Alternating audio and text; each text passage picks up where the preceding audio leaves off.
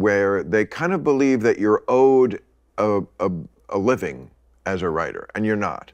Bill Maher of Real Time, as opposed to Fake Time, is facing some backlash over comments he made about the writer's strike. So in this video, I'm going to share with you a couple of clips from his show here. I'm already smiling because these clips are so ridiculous. His show, what's it called? Club Random, with his guest here, Jim Gaffigan. Jim Gaffigan, a comedian who is trying to introduce some facts to the conversation. So you'll see a bit of that. I'm also going to get to some of my own facts from reality and bring that in after the first clip. And I'm also going to show you some reactions from writers online, which are very interesting. There are some stories about Bill Maher, so we'll get there. But here is the first clip on his comments about the writer's strike. I feel for my writers. I love my writers. I'm one of my writers. Yeah. But there's a big other side to it, and a lot of people are being hurt besides them. A lot of people who don't make as much money as them in this bipartisan world we have, where you're just in one camp or the other. There's no in between. You're either for the strike, like they're fucking Che Guevara out there, you know, like this is Cesar Chavez lettuce picking strike, or you're with Trump. You know, like there's no different. There's only two camps, and it's much more complicated than that.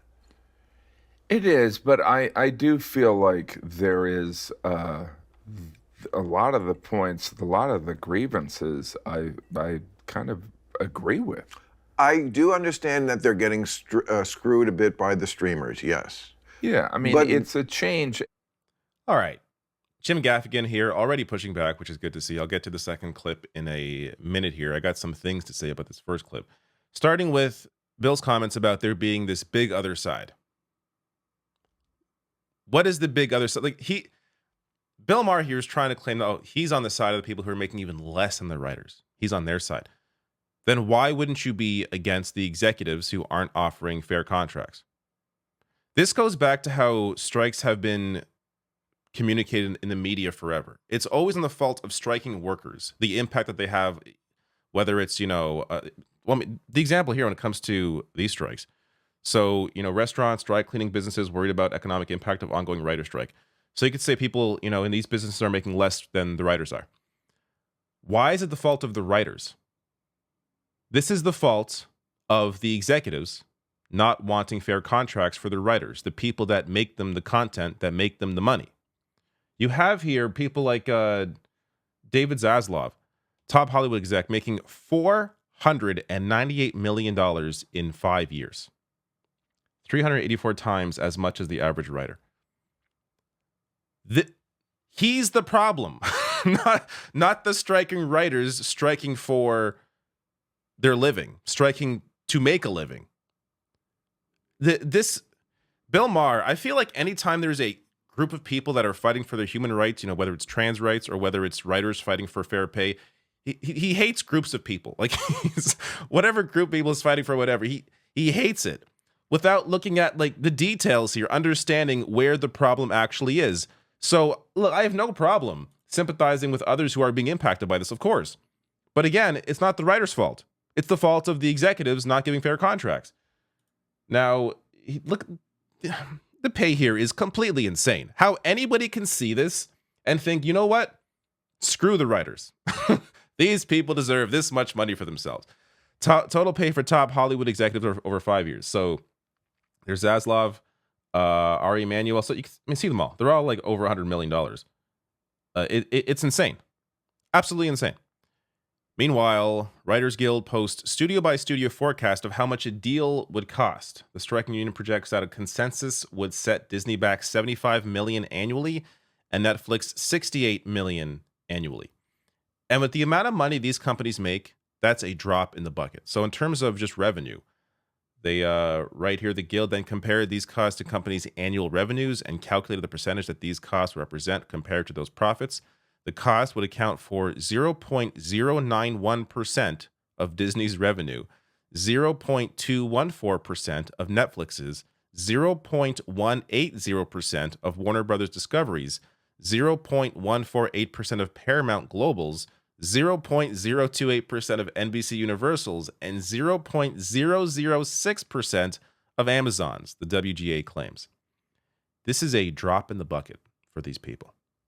And when you have executives making as much as they are, if you really want to continue the profits you like the level of profits you have while maintaining some sort of appearance of growth, then just cut your pay. I'm sure you could afford it.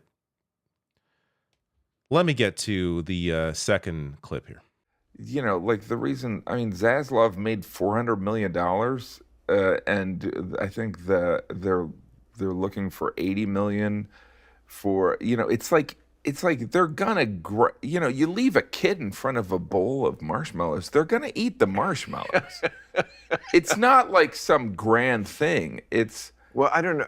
What are you saying? They're only asking for $80 million? Well, I'm saying they're asking for a lot of things. They're asking for a lot of things. Like kooky. Like what I find objectionable about the philosophy of the strike, it seems to be they have really morphed a long way from 2007 strike, where they kind of believe that you're owed a living as a writer, and you're not. This is show business. This is a make or miss league. And not everybody. You don't think that that streamers should reveal numbers so that they can? Oh, maybe. Things? Sure. Oh, I'm not saying they don't have points. They think you're owed a living as a writer, and you're not. How do Bill Maher's writers feel about this? Is what I wonder. I'm gonna get some reactions from writers in a minute here. Just quickly. Bill Maher also never mentioned what these kooky demands are. I kept watching the show. As much as I did not enjoy it. Kept watching, looking for what these kooky demands were from Bill Maher. Did not mention anything. You can see what their demands are on the site. I'll share this below. You can read through them all yourself. I don't want to read through them all here because, it's a lot of text. But increased compensation, regulation over AI to ensure they don't replace them. Like there's a bunch of just obvious things. Pension plan and health fund, increased contributions to pension plan. So just look for the kookiness. I couldn't find it. I looked hard. Could not find the kookiness. But overall, this is also worth mentioning. Overall average pay for Hollywood's top executives climbed to $28 million in 2021, up 53% from 2018, and roughly 108 times the average writer's pay, according to the analysis. So there's more data around that if you want to check it out. Again, I link to all my sources below the video. And just overall, in terms of all industries, CEO pay has skyrocketed 1,460% since 1978. So CEOs were paid 399 times as much as typical worker in 2021. So this, of course, is not just a Hollywood problem. This is a problem with capitalism and how greed works. But let's get to some reactions here from. So I'm not sure everyone here is a writer, and I don't necessarily. I don't know. I don't want to out these people, but these are all public posts, so I'm not like sharing anything that's like hard to find. But and by the way, I'll link to this below the video. If you just click on quotes, you will find a lot of reactions, and a lot of the reactions are from currently striking writers. So Josh here. Writing, when my old representatives tried to convince me to write for real time, they said the writers got paid better than anyone in late night. When I asked why, they said it because it was so awful working with Bill. So apparently, Bill Maher is not a great person to work for. And I've heard that as well, like not just from this clip, but past several weeks when other things have popped up around Bill Maher, I've seen similar reactions from writers or people that have worked around Bill Maher or know of people that have worked with Bill Maher, and they're never good stories. Miles here saying Bill makes a great point. There are two sides. On one side, writers want to make sure that AI doesn't obliterate their jobs and they're paid fairly for the work they do. On the other side, quote, my yacht needs space for a slightly smaller yacht to fit inside of it. I mean, that's basically what David Zaslav is arguing for. Like the amount of money, again, these people make. Insane. Frank here saying, sure, he shits on writers, but no person has done more for the applause sign in industry than Bill Maher. It is deployed relentlessly for every joke on his show. If your profession is providing artificial responses for hack comics, Bill's got your back. Guy here saying Bill Maher complaining about writers wanting special treatment is a great opportunity to remind everyone about the time I went to Maroon 5's Halloween party and Maher was screaming at the bouncer because they didn't have a special line for celebrities. Also, they did have one. Cody here. It is telling that he never actually specifies anything kooky and just keeps falling back on complaining about the philosophy behind the strike, which again is a group of people fighting for rights, which tends to be what Bill Maher hates. Trayvon here. This is so effing idiotic. If you are lucky enough to land a job on a show making studios millions, then yes, Bill, you are owed enough money for your work to make a effing living. I'd love to go over the list of demands with him. He can explain why they're kooky. Shut the F up, Bill. Valerie here. I like how in the middle of Bill saying all this, it just cuts to Gaffigan's face. Which I think I'm going to put this in the thumbnail. This is a great still image of Jim Gaffigan just like wondering, I got to sit here for an hour listening to this shit.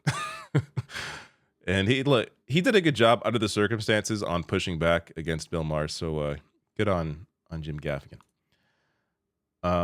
P. York here saying launching a Saving Private Ryan style mission to get Jim Gaffigan out of here and bring him home. Last one. Rod saying, imagine being Bill Maher's writing room when the strike ends.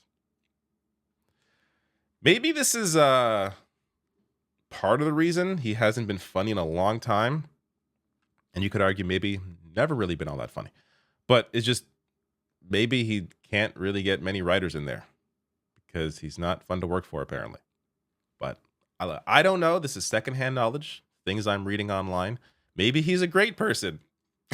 But based on the comments he's making here about writers and not being able to understand that the fault of the strike and the impact of that is not on the writers, but on the executives, the greedy executives making so much money, I don't think Bill Maher does a whole lot of thinking.